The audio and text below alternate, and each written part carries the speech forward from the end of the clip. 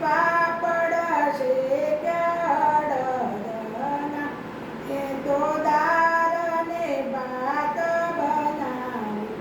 ત્યાં મળી મેદાની પૂરીઓ તૈયાર, જમવાને માડી આવજો, ને તો સાબર જરની ગાડીઓ ભરી, માતા મુખવાસ આપું છું રે પાના, જમવાને વેલા આવજો, માતા પ્રભાતે જજો રે દર્શન, સખી મંડળ વિનવે છે આજ, જમવાને વેલા આવજો, માતા આપોને ચરણમાં સ્થાન,